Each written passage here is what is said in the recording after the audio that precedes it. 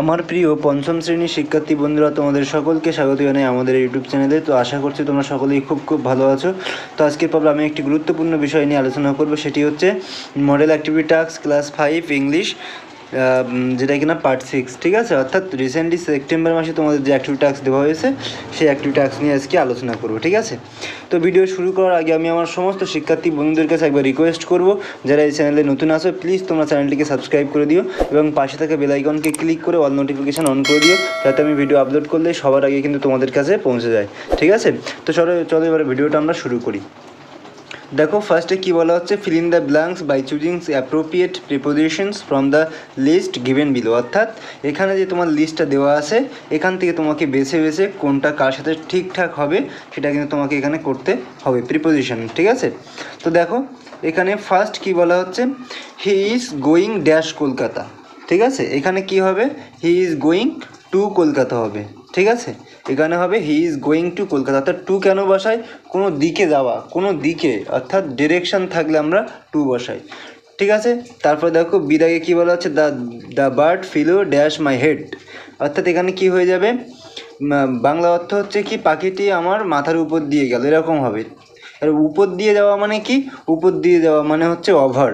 এখানে আমরা ওয়ানও করতে পারতাম, কিন্তু ওয়ান কেন করলাম না, যেহেতু আমার মাথাকে কিন্তু পাখি টাচ করছে না। অর্থাৎ কখনও যখন কোনো বিষয়বস্তু, কোনো বিষয়, কোনো কিছুর উপরে তোমার থাকবে, টাচ করে থাকবে, তখন কিন্তু আমরা ওয়ান ইউজ করতে পারি।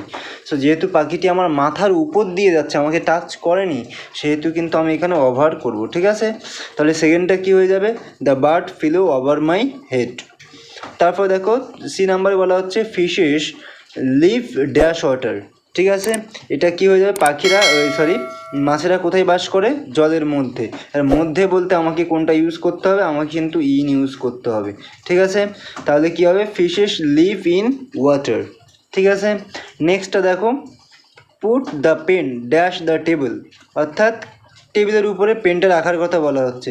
এবার যখন কোনো বললাম একটু আগে, যেমনটা তোমাদের বললাম যে, যেমন দেখো পেনটা কিন্তু টেবিলের উপরে রাখলে টাচ করবে, সেহেতু যখন কোনো কিছু টাচ করে থাকে সেইখানে কিন্তু আমরা ওয়ান বসাই। ঠিক আছে, তাহলে এটা কী হয়ে যাবে, put the pen on the table. ঠিক আছে, এবারে আমরা অ্যাক্টিভিটি 2-তে মুভ করব।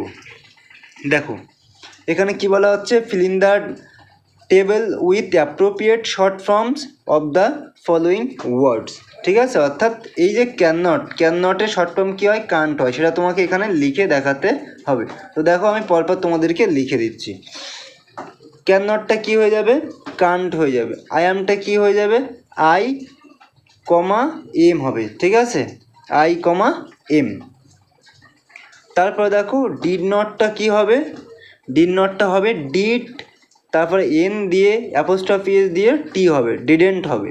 ঠিক আছে, আশা করি বুঝতে পেরেছো। ইউ হ্যাভটা কী হবে, ইউ ইউ কমা ভিই। ঠিক আছে, এটা হয়ে যাবে তোমাদের ইউ হ্যাভ শর্ট ফর্ম। তো আশা করি তোমরা এইটুকু বুঝতে পারলে। ঠিক আছে, তারপরে দেখো অ্যাক্টিভিটি 3-তে কী বলা হচ্ছে, write the opposite of the following word. অর্থাৎ এই যে ওয়ার্ডগুলো দেওয়া আছে, এই ওয়ার্ডগুলোর অপোজিট ওয়ার্ড দিতে হবে। দেখো এখানে কী বলা হচ্ছে, বলা হচ্ছে লাইট।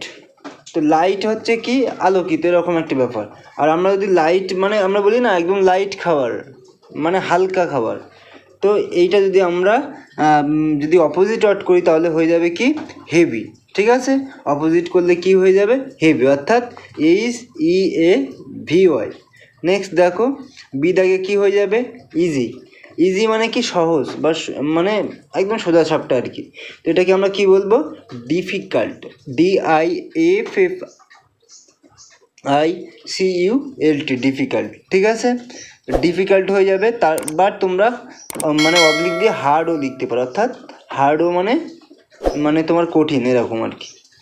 তাহলে এটা বুঝতে পারলে। এবার দেখো সিদাগে কি হচ্ছে, নেভার। নেভার মানে কখনোই না, নেভার মানে কখনোই না, কখনোই না। তার অপোজিট ওয়ার্ড কী হবে, অলওয়েজ। অলওয়েজ মানে কি, সর্বদা। বানানো হচ্ছে ALWAOS। ঠিক আছে, আশা করি বন্ধুরা তোমরা এটা বুঝতে পারলে। তারপর দেখো ডিদাগে কার্লি। কার্লি মানে কি, কার্লি মানে হচ্ছে তোমাদের কোঁকড়ানো। ঠিক আছে, যাদের দেখবে মাথায় চুলগুলো একটু কোঁকড়ানো থাকে, সেইগুলোকে কার্লি বলা হয়। তো এটার কি হবে, এর অপোজিট ওয়ার্ড হচ্ছে স্ট্রেট অর্থাৎ সোজা। STRAIGHT, স্ট্রেট মানে হচ্ছে সোজা, স্ট্রেট মানে সোজা। নেক্সট দেখো অ্যাক্টিভিটি 4। অ্যাক্টিভিটি 4-এ কী বলা হচ্ছে, make sentence with the following ওয়ার্ডস।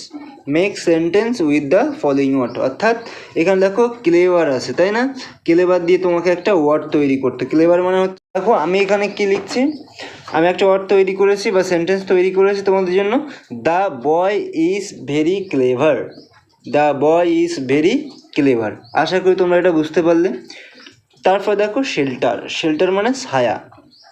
তো কীভাবে করবো, we took shelter under a big tree. We took shelter under a big tree, অর্থাৎ আমরা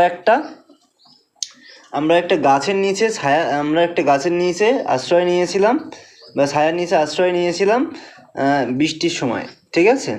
তারপর দেখো রক্স। রক্স মানে কি, শিলা।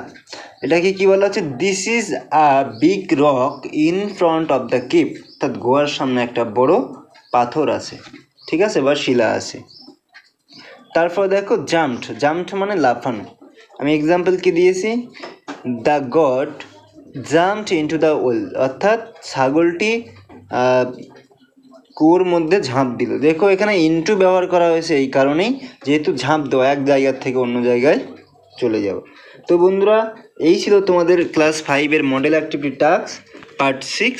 যদি ভিডিওটি ভালো লাগে অবশ্যই একটা লাইক করবে, কমেন্ট করবে। আর তুমি যদি এই চ্যানেলে নতুন হয়ে থাকো তো আমি তোমাকে আরও একবার রিকোয়েস্ট করে বলবো, প্লিজ তুমি চ্যানেলটিকে সাবস্ক্রাইব করে দিও এবং পাশে থাকা বেল আইকনকে ক্লিক করে অল নোটিফিকেশান অন করে দিও, যাতে আমি ভিডিও আপলোড করলে সবার আগে তোমাদের কাছে পৌঁছে যায়। তো আজকের ভিডিও এই পর্যন্ত। সবাই খুব খুব ভালো থাকবে।